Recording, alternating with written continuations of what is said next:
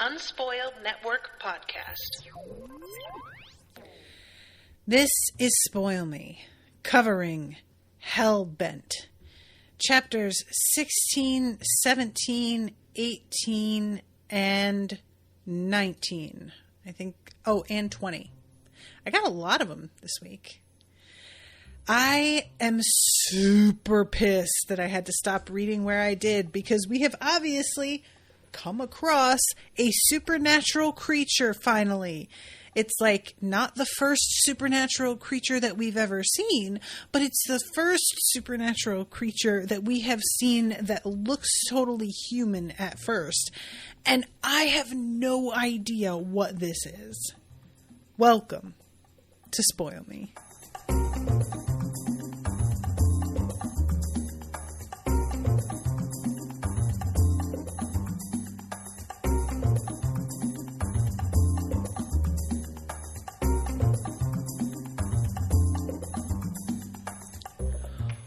Welcome to the show, everyone. I am Natasha. Thank you so much to Joanna for commissioning this episode.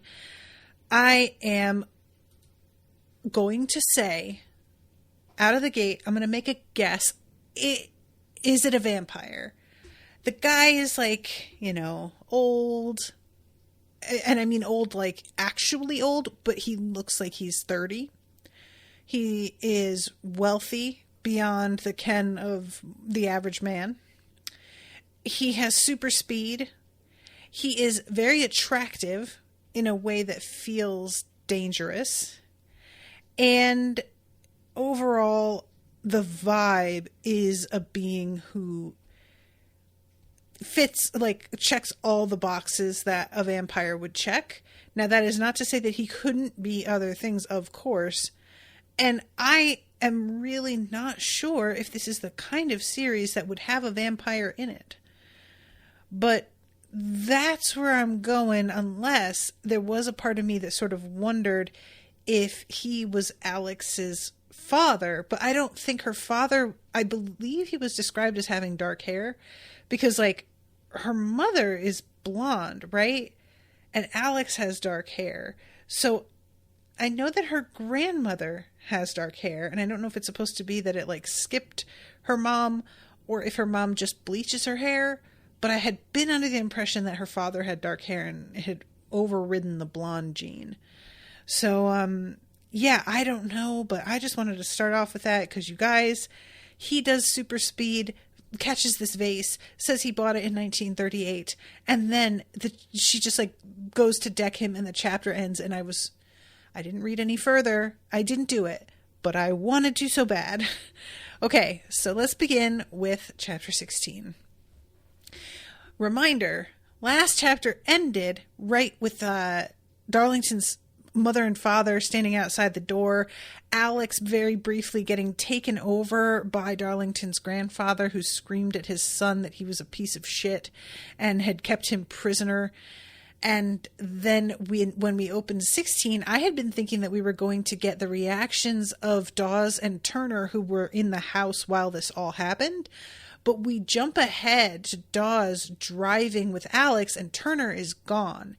So I was a little bit bummed because I wanted to see how they felt about, I don't know if they saw the entire performance. I sort of assumed that they would because of that camera, but we don't really get that at all. The discussion here doesn't have anything to do with what Alex did. It has to do with what Dawes thinks Darlington's parents are going to do now. And she says that they're going to get lawyers involved and pull in the Yale administration. And Alex is like, they're not going to do either of those things. First of all, they do not have the money that you think they do. And they are trying to pressure Darlington to sell because they're hoping to take some of the money away from him. If they find out he's missing, they're going to attempt to get custody of the house. So they can't know that. And also there's the aspect of they don't want anyone looking at them too closely. Darlington's grandfather basically bought them off. He wanted to raise Danny. And she doesn't say Danny, she almost does, because the grandfather's sort of mindset is in her head. they just left him there, and I think they kept the old man prisoner when he got sick. And so this is like just a pride thing, I believe. Unless the way that they kept the old man prisoner was actually sort of illegal, it's unclear. Ooh. I hope that I'm still showing, guys. My lights flickered just now. So those of you who are here in the live, you may lose me. Did you guys see that? Those I have my computer and the Wi-Fi router plugged into a backup power supply, so it doesn't immediately go out when this sort of thing happens because of bad experiences in the past. But if it does go out and stay out for longer than half an hour, that's going to be pretty much it.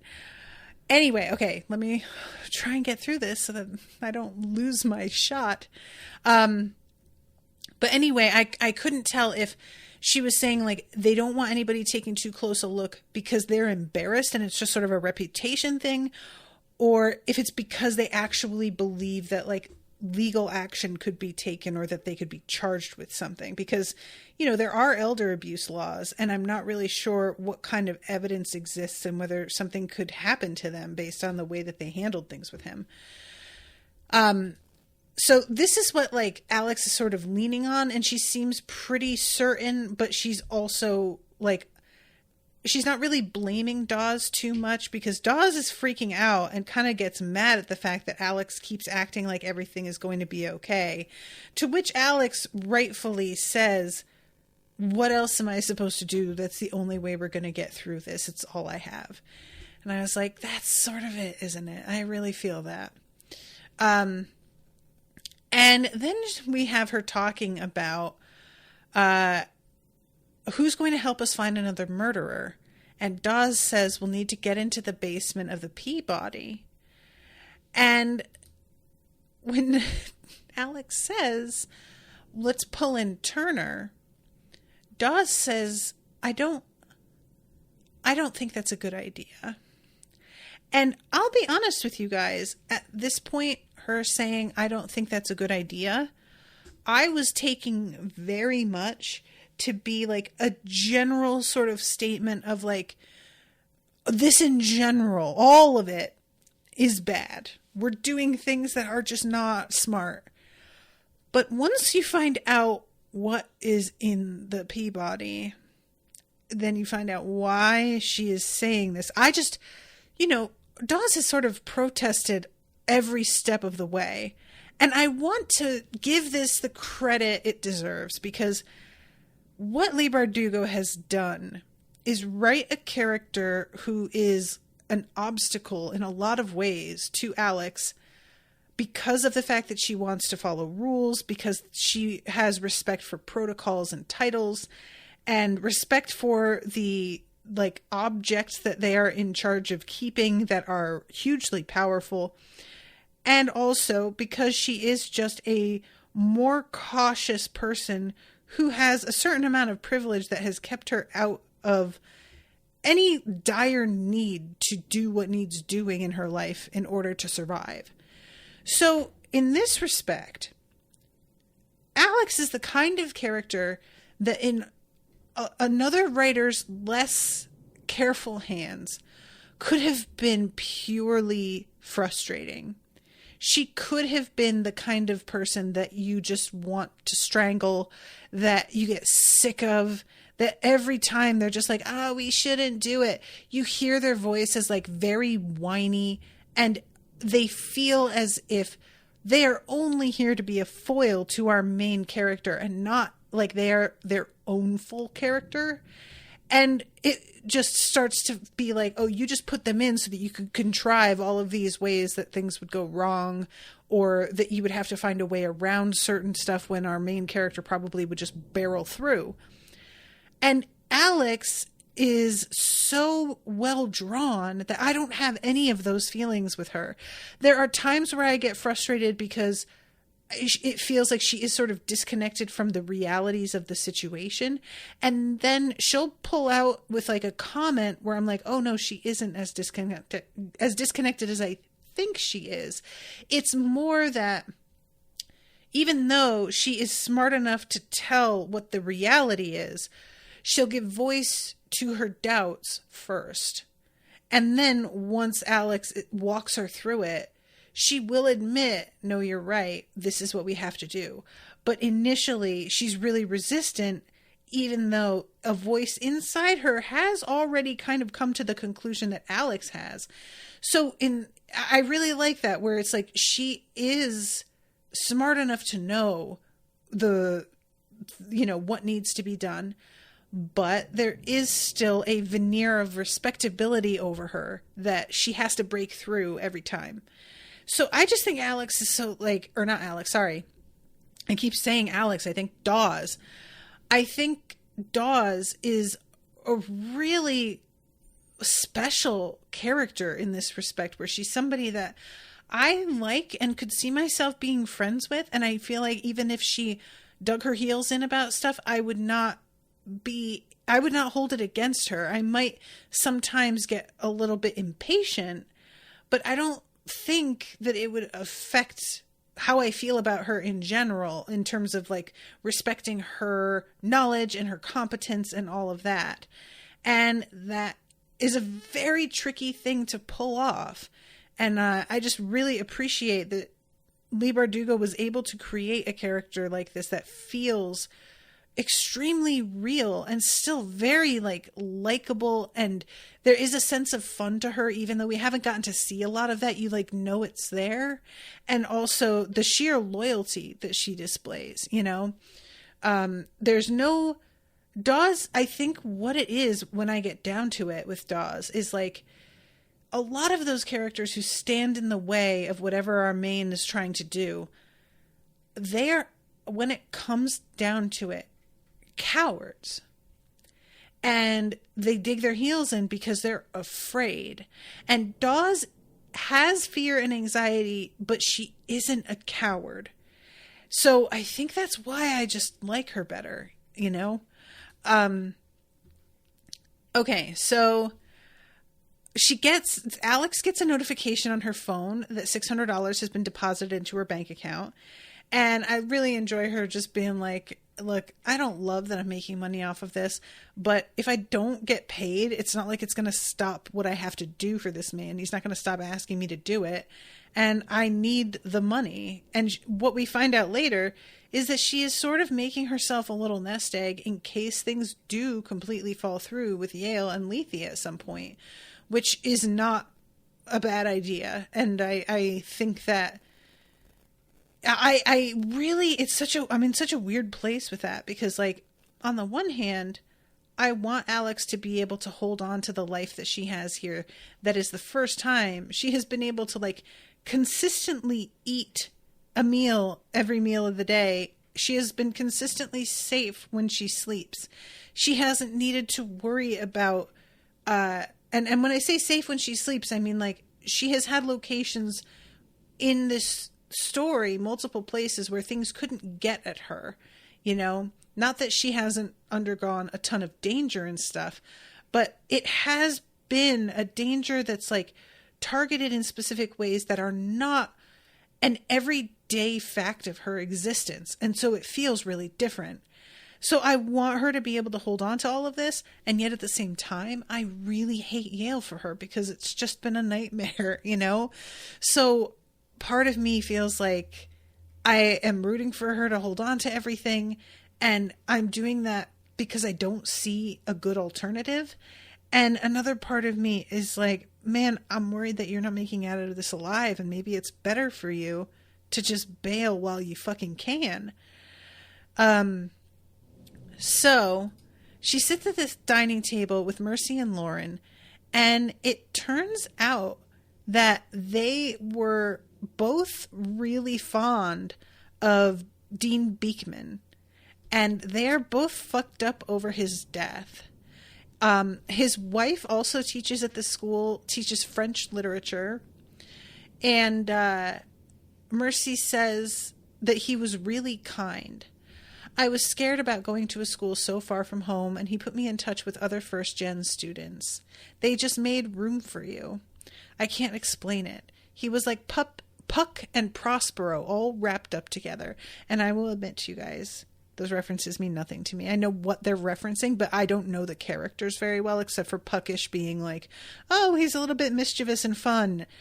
I don't know Prospero at all, and that might not be what she's referring to with the Puck, so I don't know. And the thing I appreciate about this as well is, I think I mentioned it last episode, Dawes talking about Dean Beekman and being genuinely upset about his death. I was like really gratified that we got somebody's perspective who I trust, that this guy was as good a man as he seemed to be. And yet I was also like, we know that she trusted Dean Sandow, and that wasn't the best. So maybe she is wrong about this guy. And now that we have Mercy's seal of approval as well, I'm like, no, okay, this guy was a good person who seems like this shouldn't have happened to. I don't think he was part of any of the societies, but like, because I don't know whether or not Alex would hear if he were. I don't know how complete Alex's roster of who is and isn't in the societies is. So whether she would know that or not out of the gate, I feel like she would, because I would assume Lethe, being the sort of governing body for the Ancient Eight, would have to be pretty well informed who was who. But he just seems like he got maybe caught up in sort of a crossfire situation. I don't know. So it turns out he's got a couple of kids. One of them was able to play for like the New York Philharmonic, and she's a cellist. The other is like a psychiatrist. And they're talking about how some other professors get kind of jealous of him. And that he is like looked on with such warmth by his students that they would feel kind of resentful. Like one of them would teach a class before his, and his students would show up so early for his lecture that they would be like trying to get into the classroom before that class was over. And then we find out from Mercy, I had a professor warn me off choosing him as my faculty advisor. It was a group of them from the English department. I show up for office hours to talk about a paper, and 3 professors ambush me to insist I stay in the English major, telling me that Dean Beekman isn't about serious scholarship.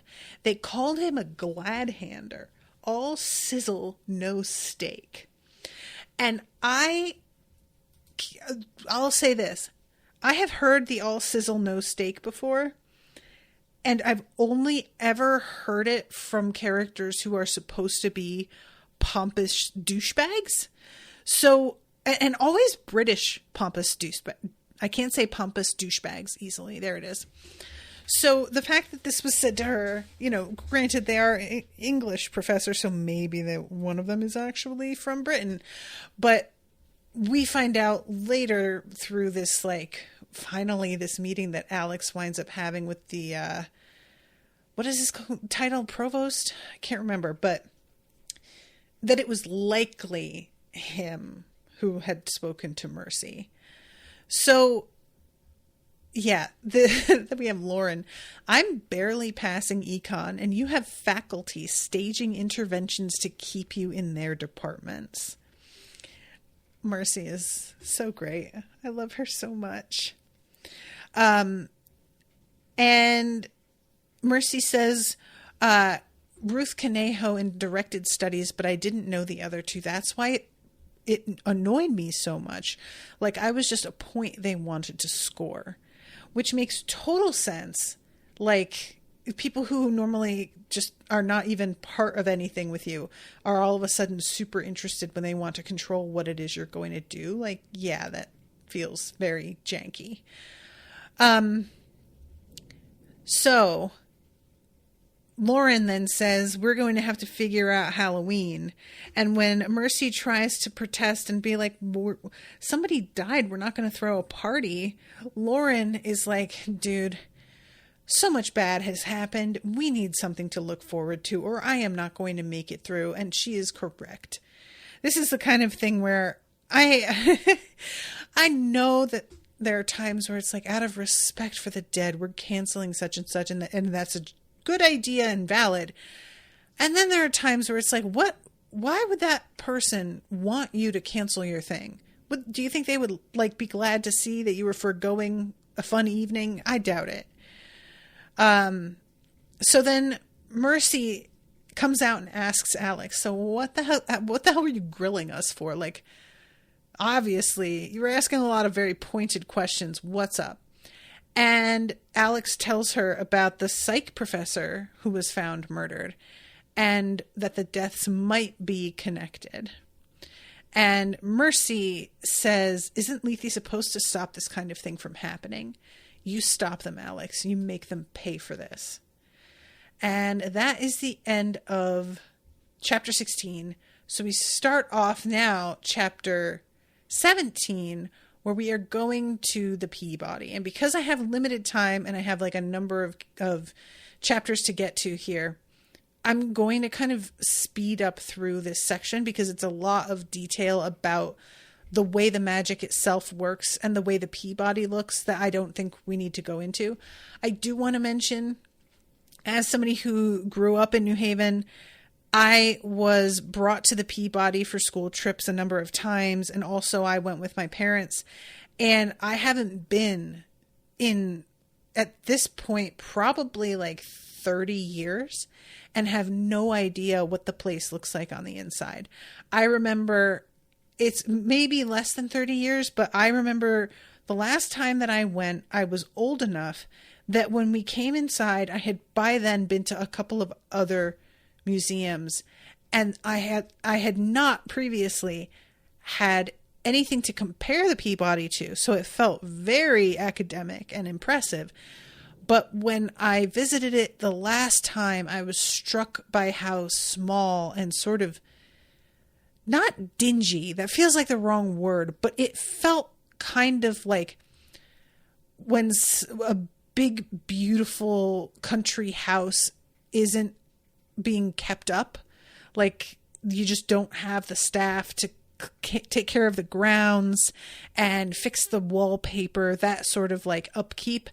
It was still impressive, but there was a sort of dilapidated quality to it. And I really would like to see what it looks like on the inside now. I'm like feeling like I'm going to look it up and check it out because I know it's still there. And I wonder how different it is from the way it used to be, how much they've tried to preserve and how much they have just built up, you know? Anyway, so Dawes leads them into the basement of the Peabody. That's funny. And this giant amethyst table is hidden behind a secret door. And it's a really interesting thing. Dawes pulls the cloth off, and it's this hugely impressive, like all of them are sort of like, this is one piece of stone. And Dawes says it's possible it was carved right here and the building went up around it. I don't even know if it was carved by human hands. There's really nothing natural about it. I am dying to know where this thing came from because something about it is very unsettling, and it's not the obvious thing, which is also hugely unsettling. So she does this incantation in Latin. And I looked this up earlier. Ivilgilato urbs aperitos scelestos, which is something like reveal the wrongdoers, the criminals. It awakens and the criminals are revealed, something like that. I'm sorry, I looked it up, I swear, but I just don't remember word for word. But then the next one was crimen procuritu paradici, or paracidi. And the translation for that was really wonky. It didn't seem to know how to translate paracidi. It translated it to parricide, which is apparently like the murder of parents. But crimen procurito is criminals procure. So criminals procure parent killer doesn't make a lot of sense and doesn't really seem to like work with what we know they're searching for, which is just criminals. So I don't know. But anyway, she sprays this like mist over it. And it says the table seemed to explode into activity.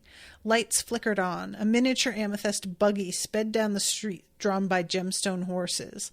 A breeze moved through the tiny stone trees. Red spots began to appear in the stone, as if it were seeping up through it, spreading bloodstains. And every single person that it zeroes in on is somebody who has killed someone. And there is this is a really, this moment. Okay. Can I find my murder suspect this way? Turner asked. Possibly, Dawes said. It shows locations, not names. Locations, Turner repeated, frowning. Not names. When was this created? There's no exact date, roughly. His voice was harsh. Dawes tucked her chin into her sweatshirt. 1850s? I know what this is, Turner said. What the actual fuck? Dawes winced, and now Alex understood why she had worried about having Turner here.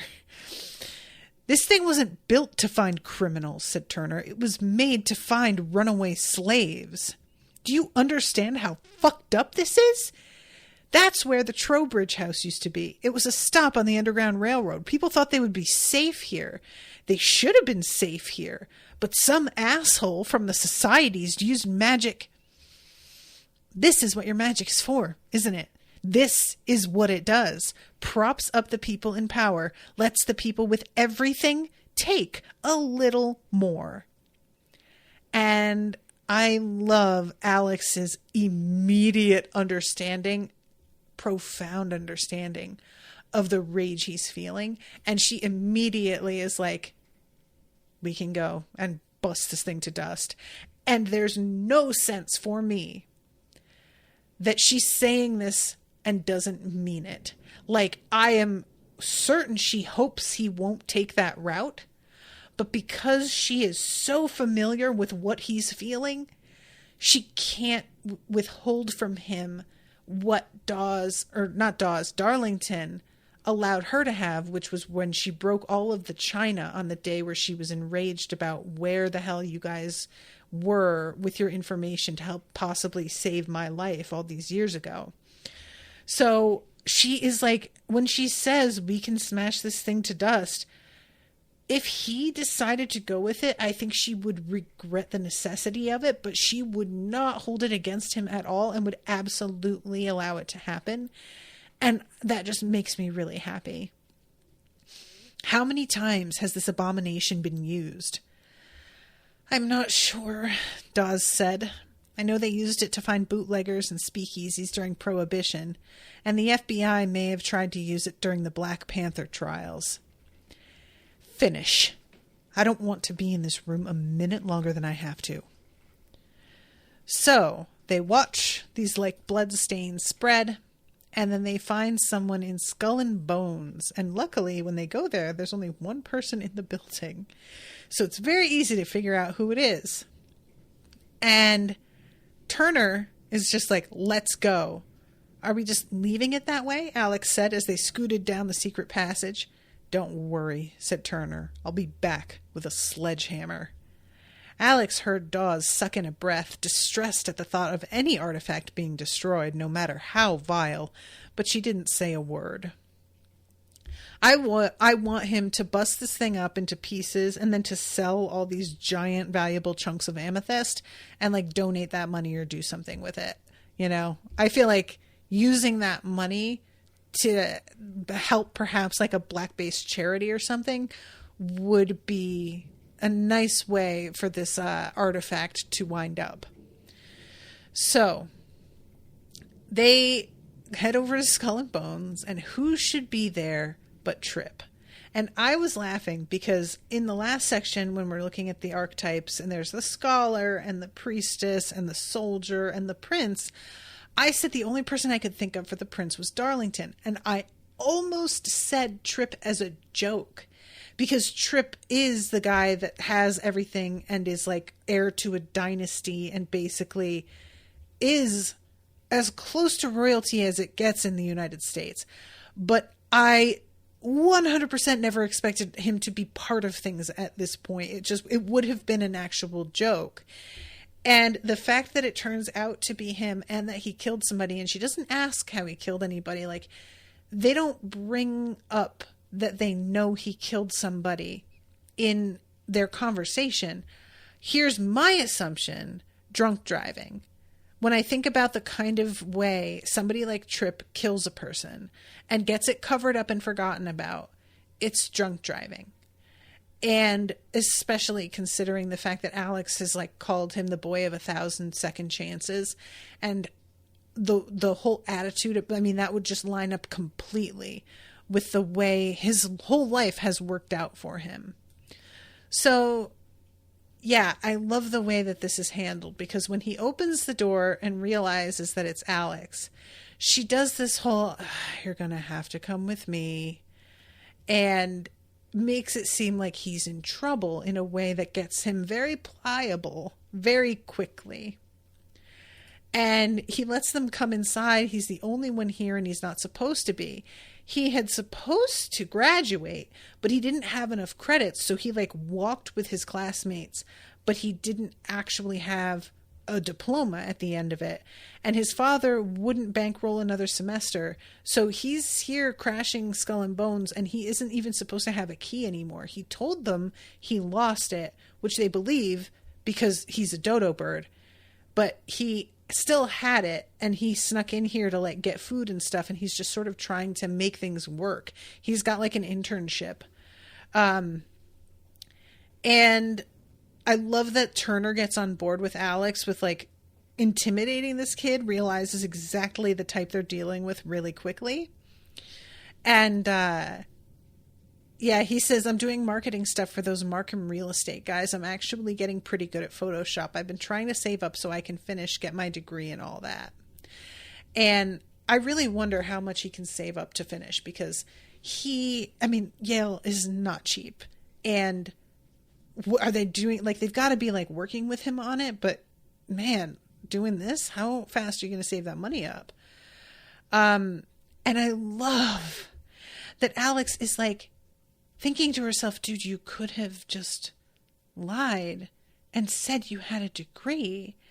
And it says Tripp was just dopey and sincere enough that he wouldn't consider an outright lie. He wasn't a bad guy. Alex suspected he'd go through his life described that way. Not a bad guy, not too bright, not too handsome, not too anything. He went on nice vacations and burned through second chances. He liked to get high and listen to the Red Hot Chili Peppers, and if people didn't necessarily like him, they were happy to tolerate him. He was the living, breathing embodiment of no worries. And yeah, I like this because there are some dudes who are living these lives of privilege that really know it, and in a way that like it's not actual self-awareness, but they take full advantage. And then there are guys like this who are able to just skate by in a way that would have anybody else homeless. And they aren't actively malicious, selfish people. They just don't really understand how good they've got it, you know? I'm sure he feels like the situation he's currently in with his dad not paying for another semester feels like a really huge hardship for him. So she says, we can keep this quiet and you can do a job for us. It won't be easy, but I know you're up to it. There might even be some cash in it. Really? Man, Stern, I knew you were all right. You too, buddy. Alex offered up her knuckles for a fist bump, and Tripp beamed. And I am just dying to see how she explains, oh, you just have to die. It's no big deal, buddy. You just have to die for this. That's fine, right? So, Alex, in chapter 18, there's a really beautiful passage here about living a life not only without fear, but without ambition. And this is something I have thought about a lot. I'm not going to spend too much time on this, but I am somebody who's really ambitious, and that's part of why I do what I do, even though it has taken a long time for it to be like able to support me. And whenever I meet somebody who isn't, I always struggle to understand what it must be like to live and be fine with like where you are and not really feel that drive to do more. And this was something that I really struggled with when I first started dating Owen.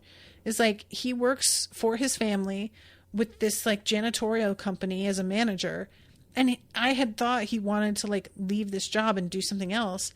And he sort of doesn't. And it took me a long time to really get the fact that this is kind of probably what he's always going to do. And I didn't get it. I really didn't, because it's what he's done since high school. And for me, I would absolutely curl up and die if I were just doing something to make the money and pay the bills, but I wasn't passionate about it. But he doesn't really need that in his work. He uses his spare time, and that's what, that's like where that energy goes.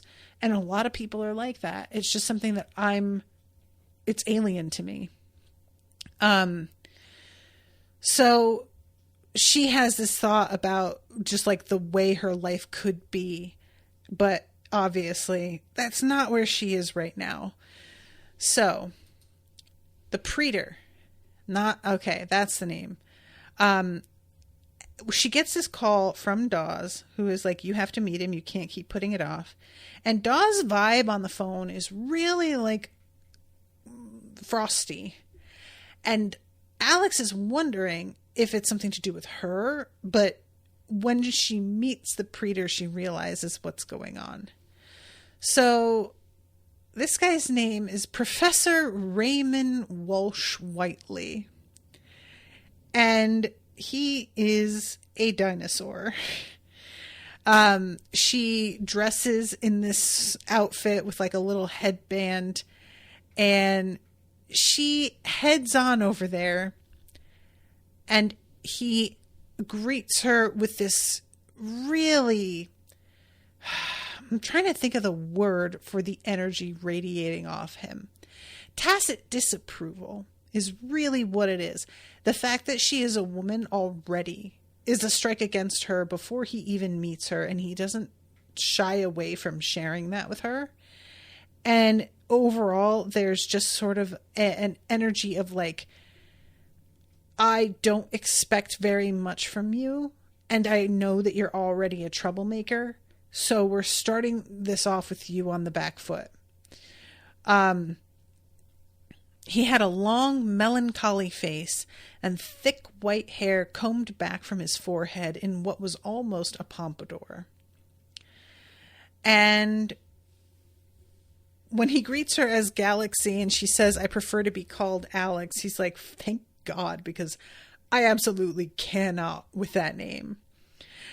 And says something about how it's whimsical. Is your mother prone to such flights?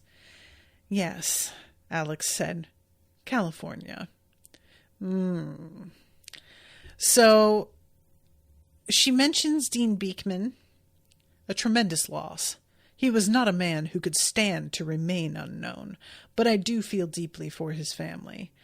And I'm like, that but really is. It takes a while for her to sort of circle back and acknowledge how shade throwing a compliment or a comment that was. But she latches on to that, and the fact that he uses the word glad hand as well, which is the word Mercy had used earlier. And he basically is like, I get that you're a woman, but I just don't think you should be here.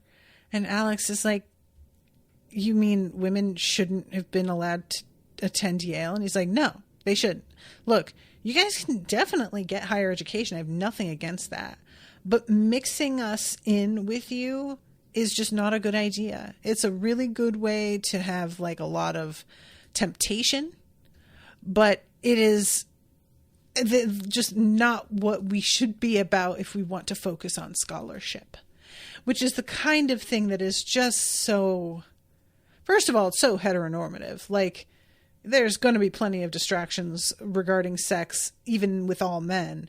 And also, you think that men aren't going to be distracted by trying to chase women that aren't on campus? Like, that doesn't, whatever. Punishing women for the fact that men can't control themselves, as usual. So, finally, she decides to sort of ingratiate herself by, I have lived long enough to see the supposedly harmless bleating of the counterculture become the culture, to see venerable academic departments overtaken by prattling fools who would uproot hundreds of years of great literature and art for the appeasement of little minds. And she says, couldn't agree more. We're watching the death of the Western canon. And she goes in on this enough to try and convince him. We have an interesting moment here where they talk about her being Virgil, or being without a Virgil. And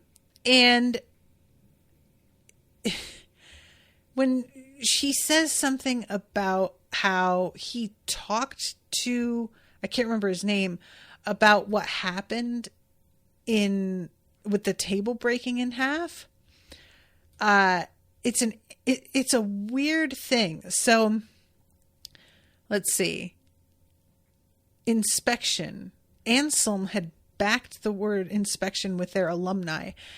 Alex had assumed Ansel would share all of his suspicions with the Lethe board, but maybe the board had kept them from the praetor.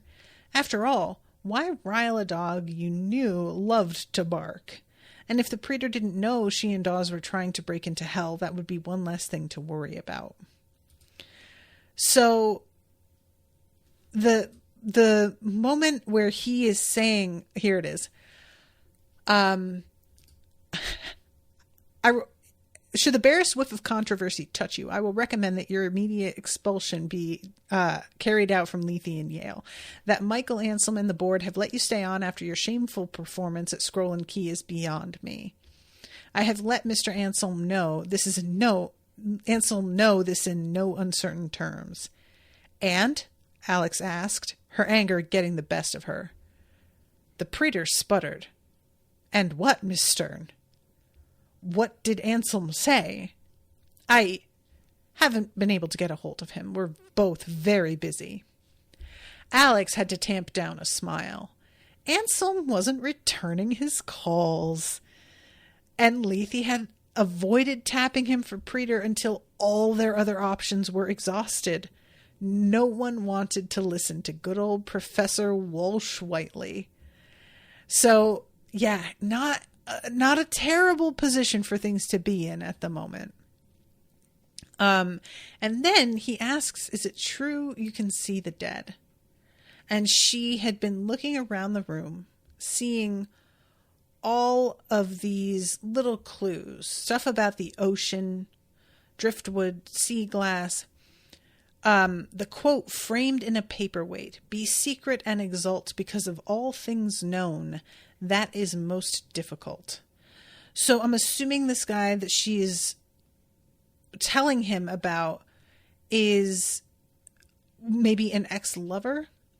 But she tells him that this young man is near him and watching him work and is comfortable here, even though that is absolutely untrue. And this man is falling for it. And obviously a little shaken, but she is trying to really tread carefully where he's going to remain impressed with what she can do, but not start to sense that she is taking advantage of it.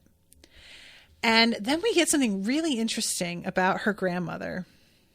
Her grandmother had read fortunes in the leavings of Turkish coffee, bitter, dark, and so thick it seemed to take its own slow time down your gullet. "You're selling people lies," Alex's mother had complained. A funny irony from Mira, who lived on the hope she found in crystals, energy baths, bundles of sage that promised purity, prosperity, renewal. "I don't sell them anything," Estrella had said to her daughter. That was true. Estrella Stern never charged for the fortunes she told. And describes all the stuff people would bring. And then when she says they love you to her grandmother says they love me until they hate me. And Alex remembers seeing folks that she had read fortunes out in the grocery store and stuff, and how weird and evasive they were with her. Alex hadn't said a word about the people who came and went at her grandmother's apartment, because whenever her mother did find out about Estrella telling fortunes, she would spend the whole car ride home ranting. "She laughs at me because I pay to have my tarot read, and then she does this. Hypocrite." But Alex knew why Estrella laughed at the fakes her mother cycled through in an endless wave of hope and disillusionment. Because they were liars, and Estrella only told the truth. She saw the present, she saw the future. If there was nothing in the cup, she told her visitors that too. And Alex had asked her to read me, and she says, "You will endure so much, but the pain you feel, you will give back tenfold." And I'm like, that doesn't feel like an awesome thing to hear, but I guess we're going to do what we got to. And this whole thing with her mother, God, this resonates with me so hard. I cannot tell you guys, the more that we hear about her mom, it just really hits, And I was thinking a lot about how I had said she didn't seem like a bad mom, but then there's the moment where she calls her a crappy mom, and I was surprised. And I realized that for me, a bad mom is somebody who doesn't really seem to care about their kid. But what Alex thinks is that she loves me, but she never really was able to prioritize me. It was about her. And that I really, really get. I really do. And I think that's something about being had very young. Because, if a woman hasn't had a chance to live her own life before she has a child, she's trying to muddle through, continuing to grow and live her own life while raising someone. And that's a really hard line to to draw in the sand. Where does your shit end, But anyway, this whole thing is, I am just so interested in the fact that Estrella is able to see and read people this way, but Mira doesn't believe her. And why doesn't she? Is it simply that the things Estrella said to her have been so unpleasant that she sort of decided, well, you can't be telling me the truth because that's not what I want to hear? Why is it that she really doubts her this way, So, yeah, this is when she's heading home, and she's like, "He said there's no room for glad-handers." That's the thing that Mercy said. I bet he is one of the ones that was like, "Oh, yeah, you need to stay in the English department. Don't fall for this guy." So, then we go to chapter 19. And this whole thing is, they're talking about the overall plan that they've got, the 4 murderers. Do we need to bring weapons or something? We can try, though I don't know what we'll be fighting. I have no idea what might be waiting on the other side. All I can tell you is that our bodies don't make the descent. Our souls do. And I hadn't considered this. Their bodies need somebody to watch over them. So they need another party who is going to be able to make sure nobody comes in and fucks with them while their husks remain on the surface and they travel down to hell. I know it's not literally down there, but I'm going to continue referring to it like that because that's just how we all see it. Let's be honest. So they argue a little bit about who they're going to find to do this job. And then all of a sudden, Mercy interrupts and is like, I'll do it. And Alex is like, the fuck you will. You know what I have told you. You haven't been directly involved in any of this. You don't get it. You don't know how dangerous all of this is. And Dawes, for her part, is horrified that Alex has informed Mercy of everything. And Alex kind of snaps here. And I know that she feels terrible, but I'm not really like... You're allowed to feel bad, but I don't think you should. So, you told her about Lethe? Yes, Alex snapped. And I'm not going to apologize for it. She's the one who fished me out of my own misery last year. She's the one who called my mom and made sure I was okay when you were holed up at your sister's house watching old sitcoms and hiding under the blankets. Dawes ducked her chin into her sweatshirt, and Alex felt instantly terrible. Look, I get it. You don't want to throw that in her face, but Dawes truly was not really there for you. I think today, after what you've gone through since, maybe she would be. But I don't know. I don't know. To be honest, I say that. I don't know. So, low-key, she deserved that, I think. Does it hurt? Yeah, like, nobody likes hearing you fucking bounced and left me. But that's what it was. So they finally are like, okay, go ahead. We'll get you involved in this. I do love Mercy saying how cool a code name Oculus is, and Dawes being like, it's my office. We're not spies. Actually, there's speculation that the term spooks for CIA operatives originated from so many recruits coming from Skull and Bones. So they're talking about the way that this like circuit is supposed to happen using the blueprint of the Sterling building. There's supposed to be a circle for us to complete. There's no way to complete it. The path dead ends at manuscripts and archives. No, it doesn't. Just go through the university librarian's office. I've been in that office. There's a door to manuscripts and archives and a door out to the courtyard, the sundial door. That's it. No. I don't know why it isn't on the plan, but there's a door behind the librarian's desk, right beside the fireplace, the one with that funny quote in Latin. I can't remember what it's from, but it basically amounts to "shut up and go away, I'm busy." The door is easy to miss because of the paneling, but my friend Camilla showed it to me. We walked right through. It takes you to the Linonia and Brothers reading room. And this is a really interesting thing that Mercy knows about it. Like, why? My friend Camilla showed it to me. Who's Camilla and how does she know? Like, just very interesting that Mercy is aware of all of this. It feels like too much of a coincidence, you know? So then we go into chapter 20. First, we get a little bit of information about the knuckles of Shimshon, and they grant you the strength of 20 men. And these are what Alex decides that she is going to take it with her on this errand that she is running for Etan. And she borrows the Mercedes to go see this guy who owes $50,000. And she is like, good God, that's so much more money than I'm used to anybody owing. How did he allow this person to owe that much? And if I get 5%, that'll be very helpful. So she drives up and she's going to Old Greenwich. And I have been to Old Greenwich one time, but it made such an impression. It is just the way she describes it here. By the time she reached Old Greenwich, dusk was falling. Most towns didn't look nice right off the highway, but this place didn't seem to have a wrong side of the tracks. It was all pretty shop windows and rambling stone walls, lacy trees spreading black branches against the gathering dark. She followed the navigation down a gently curved road past rolling lawns and sprawling old homes.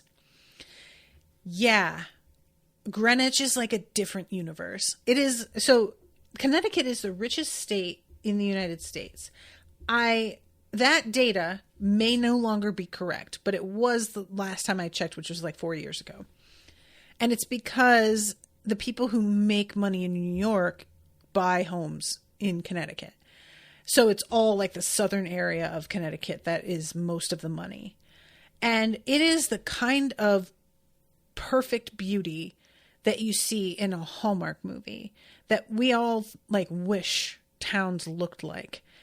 And there is something about it driving through where it is like you wish you lived here. There is an idealism to it that is so alluring, and yet it feels so like unnerving. I guess there's like a creepiness almost to how beautiful it is, because you know that nobody else lives like this, that it's just this little bubble. And they don't necessarily deserve a place that is this perfect and beautiful. It's just the luck of who lives here and the money they make and the way it works with taxes. And like, it's just the sort of thing that I remember. I lived for a time in Old Saybrook, which is another really moneyed area on the coast of Connecticut. Huge homes right on the beach, millions of dollars each kind of thing. And I got used to it. And then when I would go into like a regular town, like the one I grew up in, like Wallingford, it felt so fucking tacky and trashy because I had gotten completely accustomed to this unsustainable, unreal standard because of this rich neighborhood. And that's, I think, what freaks me out about it is like Alex has this moment earlier in this book. You get so that you forget what most people live like. And when you return to that, it's a shock, a complete culture shock. And it was the same, like I stayed in Central America for several months. And when I came back to the United States, even though was it nice to be like living in places that had real easy hot water and everybody had access to like dental care and we had air conditioning? Yes. But also everything felt so fake. Everything felt like there was like 6 or 7 veneers of paint and drywall and plastic surgery and chrome and whatever between me and it. And that wore off pretty quickly. And I got used to it again. And there's just something about these kinds of towns that it's like, I both want to live there and be part of a community that is so pretty and so safe feeling. And I also reject it wholeheartedly and feel really gross about it. So anyway, she comes up on this guy's house and there's a fucking giant gate with these 2 columns with eagles on top, which I don't know if that's significant. And finally, she goes and parks like a couple of blocks away and walks up and climbs over the wall. And she climbs over by the strength of these brass knuckles. So she climbs over and it's just this huge rolling lawn with like a 1/4 mile of driveway before you even reach the house. And then she gets up there, sees the state of the place, and is like, this dude has so much more money than I was expecting. What the fuck? And she stops and says, fuck me. Maybe a drink first. Alex choked back a scream and whirled, her feet tangling. Did you come up here on a dare? You're older than the kids who usually ring my doorbell and knock over my flower pots. Eitan sent me. Eitan Harrell? You owe 50 large. So he sends a little girl to collect the debt? Interesting. Would you like to come in? No. Suit yourself. It's getting chilly. I need to collect tonight. That won't be possible. So what's with the Gatsby Act? I was aiming for Tom Wolfe, but I'll take what I can get. What can I offer you? I'm on a schedule. The modern world keeps such an unrelenting pace. Tell me about it. Listen, you seem... Well, I don't know what you seem, but you're extremely polite. I don't want to be here, and I don't want to threaten you, but that's my job. How long have you worked for Aton? Not long. You're an addict? No. Then it's for money? Yes and no. Aton has me in a bind, just like you. Now he smiled, his teeth even whiter than his skin, and Alex had to resist the urge to take a step back. There was something unnatural in that grin, the waxen face, the princely hair. She jammed her hands in her pockets, slipping her fingers back into Samson's knuckles.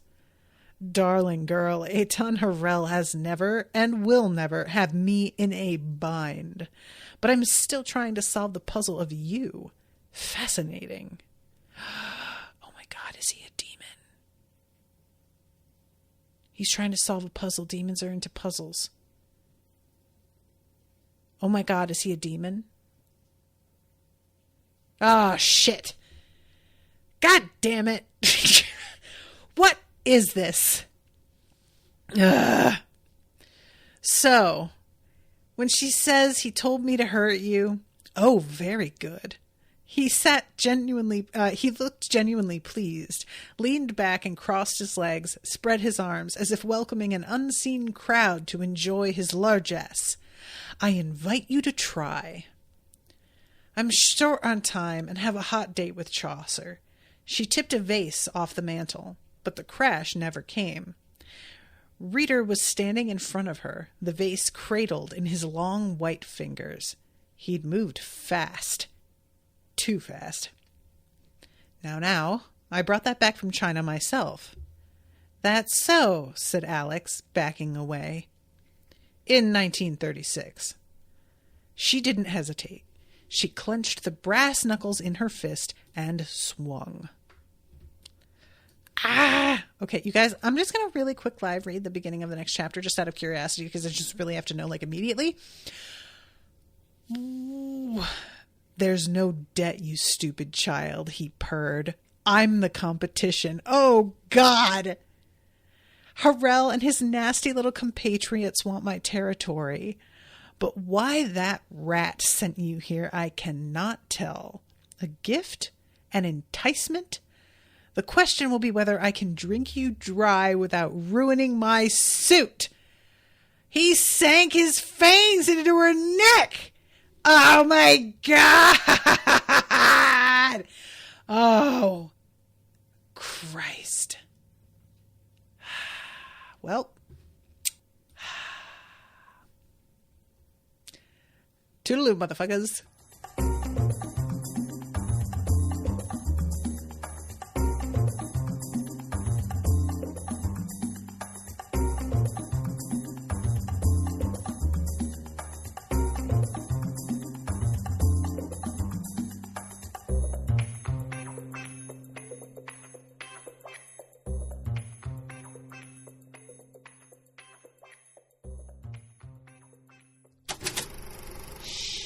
That was an Unspoiled Network podcast.